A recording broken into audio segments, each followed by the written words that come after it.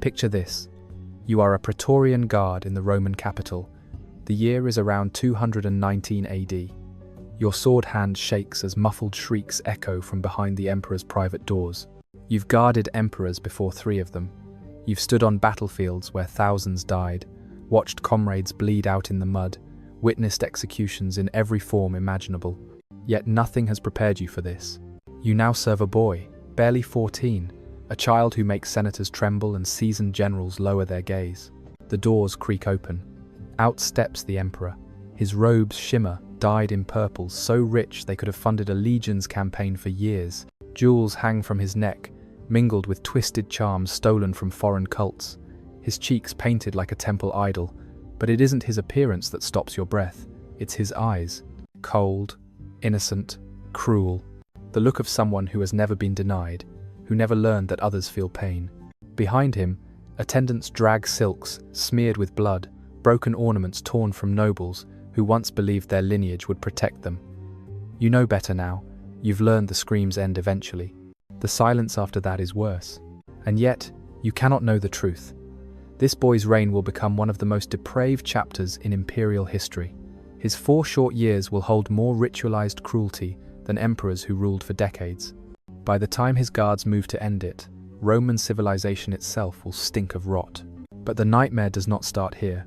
It began long before he wore the purple. His birth name was Sextus Varius Bassianus, though history would curse him as Elagabalus, high priest of the Eastern sun cult. He was born in 204, the product of a poisoned dynasty. His mother, Julia Soaemius, was driven by ruthless ambition. His upbringing in Emesa, deep in Syria, horrified traditional Romans. There, gods demanded offerings no Roman altar would ever accept: sacred prostitution, ecstatic rituals that blurred gender, sacrifices performed as acts of devotion. The boy absorbed it all. From the start, he believed he was no ordinary human but a vessel of divine will. Pleasures were commandments. Inflicting pain was a form of worship, and no one dared to stop him. Servants cleaned tantrums without complaint. Tutors praised cruelty as cleverness. Relatives, hungry for power, treated his beauty and cunning as weapons to be sharpened. At 10, tears won him anything. At 12, violence delivered results faster. By 14, when the throne of Rome fell vacant, he had perfected a skill no child should ever learn, using people as toys. And behind his rise was no accident. It was engineered. The emperor, Caracalla, had been assassinated in 217, leaving power in the hands of Macrinus, a man despised for cutting military pay while surrounding himself with luxuries. Sensing opportunity, Julia spread the lie that her son was Caracalla's illegitimate child. Few believed it. He looked nothing like him. The timeline was impossible. Yet the soldiers, eager for a raise, chose to believe. Gold stolen from temples greased the rest. Bribes bought commanders. Promises bought priests. Merchants were promised relaxed laws. Julia knew what she was doing. She had watched her son's cruelty bloom and saw not a curse but a political tool. In the spring of 218, at Antioch, Macrinus's forces crumbled not from battle but betrayal. His own legions turned, seduced by bribes and rumor. He died fleeing, his severed head sent to the teenage boy who now claimed Rome itself. The news reached Elagabalus as he knelt in a Syrian shrine, offering morning sacrifice. Witnesses later recalled the scene. The youth rose, robed in gold and purple, and smiled when shown the head of his predecessor. But it wasn't the smile of a ruler celebrating victory. It was the delighted grin of a child handed a new toy. His first command as emperor was grotesque. The heads of Macrinus's loyalists were nailed around the temple. His second prisoners dragged before him to earn life or death through games of his invention. At first, the contest seemed childish. Captured officers made to race under the Syrian sun, heavy stones on their backs. The winner walked free, showered in gold. The loser fell to the sword. But soon the games changed. Rules twisted. Contestants forced to crawl through filth, humiliated before jeering priests. Losers no longer died cleanly. They suffered punishments designed to amuse a boy whose appetite for cruelty was awakening. The Syrian priests encouraged it, calling it divine innovation. Those who resisted disappeared quietly, erased without a trace. And this was only the beginning. The march to Rome would become a traveling carnival of depravity. an initiation into absolute power for a boy who had never known restraint. Soldiers who had survived the worst of Roman wars would whisper about what they saw on that journey. Because what Elagabalus discovered on the road to Rome was far worse than battlefield slaughter. It was how much pleasure he could take from breaking people without killing them. The march from Syria to the Eternal City should have been a triumphal procession. Instead, it became a moving theatre of horrors. Elagabalus travelled not on horseback, not even in a simple carriage, but in an elaborate litter borne by slaves. They were not chosen for strength, but for beauty. To him, physical appearance was a form of divine energy, something he believed amplified his own perfection. Each city along the way was expected to provide tribute. Not gold, not grain, not military supplies, human tributes.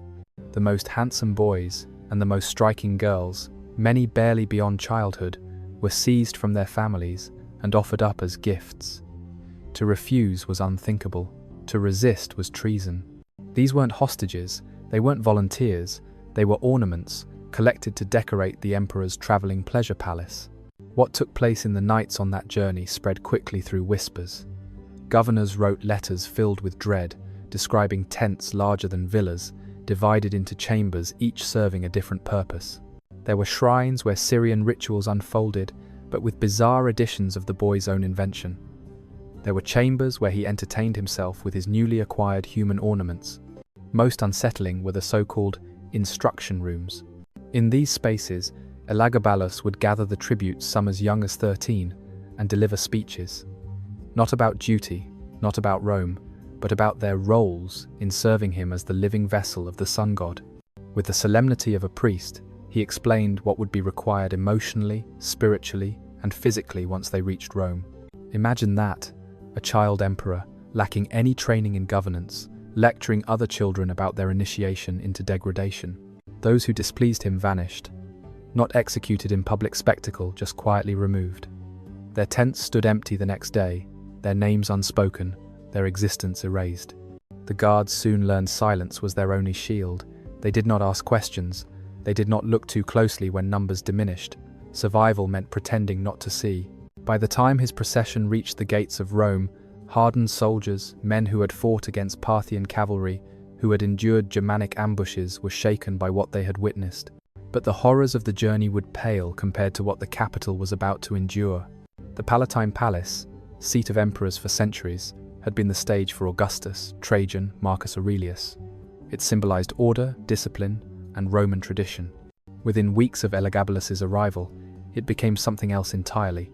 His first priority was not governance, it was redesign. The old Roman sanctuaries, austere and dignified, were torn down. In their place rose hybrid structures, a grotesque fusion of Syrian cult architecture and his own fantasies. Altars carved with explicit scenes. Walls covered in painted images that shocked even those accustomed to gladiatorial bloodshed.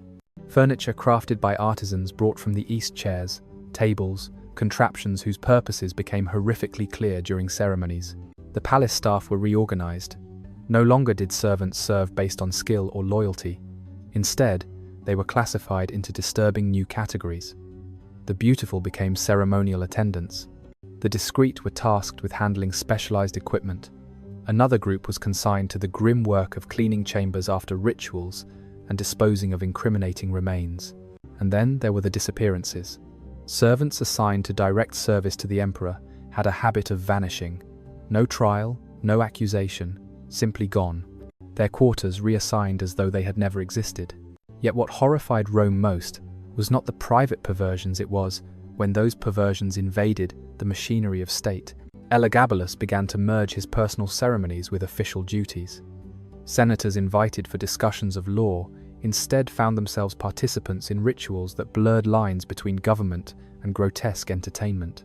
Ambassadors who traveled across seas to negotiate trade were forced to witness spectacles they dared not record in official correspondence. In these audiences, the emperor tested boundaries. He forced Rome's elite to choose between surrendering their dignity or risking charges of impiety. Step by step, he broke them. Each new ceremony introduced some fresh humiliation. Those who resisted disappeared. Those who submitted were rewarded with gold, with political favor, with safety. For a time, but the emperor's creativity was endless. Success brought no immunity. Even the most obedient courtiers could not feel safe. For Elagabalus, cruelty was not a weapon used sparingly. It was a constant appetite, growing sharper with every satisfaction. The transformation of the palace was complete. No longer the heart of an empire, it had become a theatre of degradation. And then, his hunger turned outward. The palace slaves, the courtiers, even the senators no longer provided enough stimulation. He needed new victims with higher stakes. His gaze fell upon Rome's noblest families, their sons, their daughters. The emperor's appetites had grown beyond the walls of his palace. What had once been secret rituals with slaves and courtiers was no longer enough. His gaze shifted to Rome's nobility, the men and women whose families had guided the empire for centuries. He ordered his agents into the city. Their mission was chilling in its precision. They were to identify the most beautiful children of Rome's aristocracy. Boys and girls alike were catalogued, their features described in detail. Records noted their family's political influence, their vulnerabilities, and their potential for manipulation. The lists that emerged resembled auction scrolls, pages of names with annotations. Tall, striking eyes, mother influential in the Senate, or youthful, timid, father loyal to the emperor. These were not invitations. They were commands disguised as honors. When the summons arrived, families knew what it meant. To refuse was to risk being charged with sacrilege, accused of insulting the emperor's divine role. To accept was to send their children into the jaws of horror. Some resisted. Families married off sons and daughters hastily, hoping matrimony would shield them from service. Others attempted escape, sending their children into exile. But Elagabalus anticipated such defiance. He declared that avoiding his sacred summons was itself treason. Marriages were annulled by decree.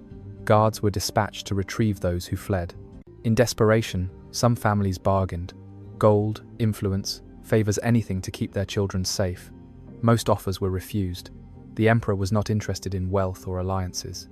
What he wanted was beauty, submission, and fear. The families who finally gave in endured the greatest torment of all. They watched their sons and daughters disappear into the palace, knowing what awaited them. Some returned, their innocence shattered, their spirits broken. Others never came home at all. This was the emperor's strategy: to break Rome's proudest houses not through battle, but through shame. By targeting their children, he forced the Senate itself to kneel. Soon, ceremonies grew larger. What began with isolated victims escalated into group rituals involving dozens of participants. These were not chaotic bursts of cruelty. They were meticulously planned events, scheduled weeks in advance. Palace archives, later hidden by successors, contained chilling evidence of the emperor's system. Lists of participants arranged by age and physical appearance, detailed orders for specialized furniture and tools, medical supplies prepared in advance. Even official observers, instructed to record each innovation, wrote reports in tones of clinical detachment reports that, centuries later, horrify us with their coldness. Imagine the scale of it. Ceremonies where young nobles were lined up like soldiers, drilled not in warfare, but in degradation. Where senators stood helpless, forced to watch their children humiliated as proof of the emperor's absolute power. For a time, many endured. Fear kept them silent. Submission preserved their lives. But as the emperor's demands grew, something shifted. Even those who had once obeyed realized he would never stop. Each indulgence only fed his hunger for the next. And then came the breaking point. Elagabalus announced his grandest ambition, yet a week-long festival that would draw participants from across the empire. Hundreds would be summoned. Nobles, commoners, captives, all bound together in ceremonies designed to demonstrate the universal reach of his authority. It was the moment his enemies had been waiting for. Senators who had tolerated their own humiliation, even the suffering of their children, understood that this was not survivable. Generals who had looked away during his excesses realized Rome itself would fracture if this continued. Palace staff, complicit for years, whispered of rebellion. The emperor had gone too far, and in the shadows of Rome, a conspiracy began to form. Whispers spread through Rome like a fever. Senators who had endured years of humiliation met in secret chambers. Generals who once enjoyed the emperor's bribes now spoke in hushed tones of duty and survival. Even members of the Praetorian Guard, the very men sworn to protect the imperial body, began asking themselves how long they could allow this nightmare to continue. The emperor's week-long festival became the breaking point. Word of his plans spread far beyond the capital. Families across the empire heard the rumors. Hundreds summoned to Rome, sons and daughters to be handed over for ceremonies that promised no return to innocence. For the first time, resistance was greater than fear. But rebellion in Rome required precision. An emperor could not be opposed lightly. One wrong step meant an entire family's annihilation. So the conspiracy formed carefully, in layers. Senators whispered to commanders, commanders whispered to centurions, centurions whispered to guards. By the time the boy emperor stood at the altar of his sun god, plotting his grand display, the very men standing closest to him had already decided his fate. And yet, Elagabalus never saw it coming. His arrogance blinded him. He believed the gods favored him so completely that betrayal was unthinkable. He mistook silence for devotion, submission for worship. On the morning of March 11th, 222 AD, the emperor began his rituals as usual. Clothed in shimmering silks of purple and gold, he poured libations. Chanting to the rising Sunday attendants bowed. Musicians played. Priests swayed in rhythm. Then the doors opened. Praetorian guards entered. But their faces were not reverent. They were cold, set, resolute. They announced what no emperor ever wished to hear. He was no longer emperor of Rome. At first, he laughed, thinking it a jest. Then he grew indignant, demanding they return to their posts. Witnesses claimed his final words were not pleas for mercy, not confessions of regret, but petulant complaints that his divine ceremonies were being interrupted. The guards struck quickly. There was no trial, no spectacle. The boy who had terrorized Rome for 4 years met death with disbelief still painted on his face. His mother, Julia Soaemius, was cut down beside him, her ambition ending in blood. Their bodies were dragged through the streets of Rome, spat upon by those who had once been too terrified to speak their hatred. Finally, the corpses were thrown into the Tiber River, erased from the city they had desecrated. But the end of Elagabalus's life was not the end of his shadow. His reign had left scars far deeper than the blood in the streets. Children who had survived his ceremonies carried trauma into adulthood, their ability to trust shattered forever. Senators who had submitted to degradation bore shame that shaped their decisions for the rest of their careers. Families withdrew from public life, haunted by what they had endured, some never recovering at all. The new emperor, Alexander Severus, barely 14 himself, took the throne under the guidance of his grandmother.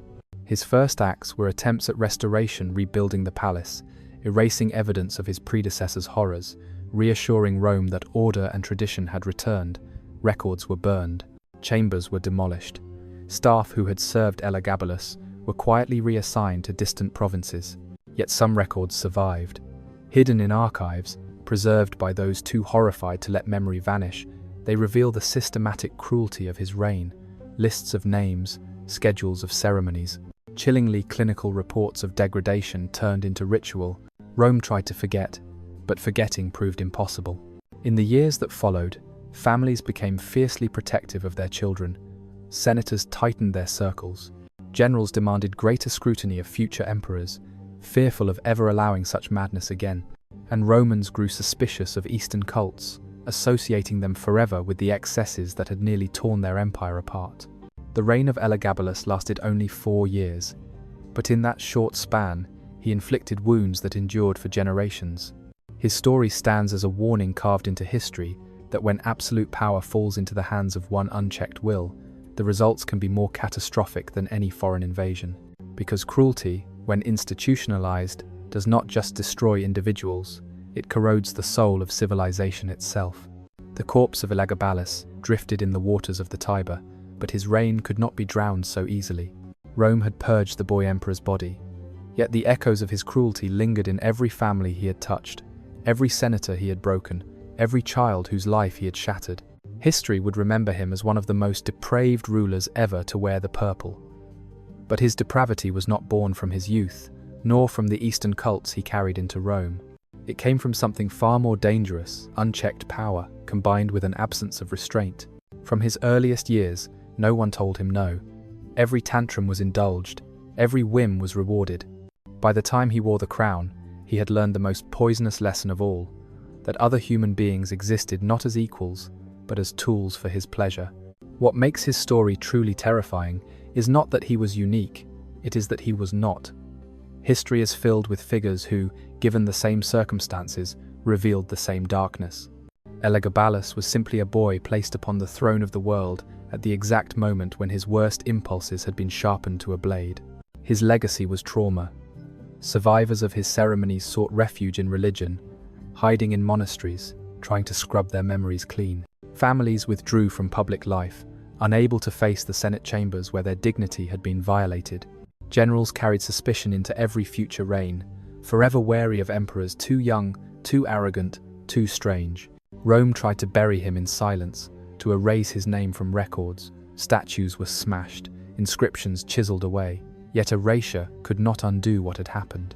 For generations, Romans whispered warnings to their children of a boy who thought himself a god, and of the suffering he unleashed because no one dared oppose him soon enough. And perhaps that is the greatest lesson his reign offers us. Evil rarely appears fully formed. It grows when allowed to go unchecked. It thrives when silence and obedience become easier than resistance. It flourishes when people convince themselves that submission is safer than defiance. Elagabalus believed himself immortal, a divine vessel untouchable by mortal law. But in the end, he discovered the truth that has haunted tyrants across history. Cruelty mistaken for strength is nothing but weakness in disguise. His reign ended not with glory, but with his body dragged through filth, abandoned to a river that washed away all pretense of divinity. 2,000 years later, his story endures not as a tale of fascination, but as a warning. The same conditions that allowed his reign of terror unchecked authority, blind devotion, systems that reward silence, remain dangers in every age. The children who suffered in his ceremonies are long turned to dust, but their pain demands remembrance. Not to sensationalize, but to remind us of what happens when humanity surrenders to fear, when power answers to no one, when cruelty is mistaken for divinity. Because the true horror of Elagabalus is not just that he existed, it is that his potential lives in every society, waiting in the shadows, searching for the chance to rise again. And so we tell his story, to honor the victims, to confront the truth, to remind ourselves that the line between civilization and chaos is thinner than we would like to believe. The boy emperor thought himself untouchable. Rome proved otherwise. His death was justice for the countless lives he shattered, and his legacy stands as eternal testimony. Absolute power does not create gods. It creates monsters. If this glimpse into Rome's darkest chapter has unsettled you as much as it has me, there are more shadows of history waiting to be explored. Click the video now appearing on your screen to uncover another hidden truth the world tried to forget. And if you believe these voices from the past deserve to be remembered, subscribe so we can continue this journey together. Because history does not just record the past, it warns the future.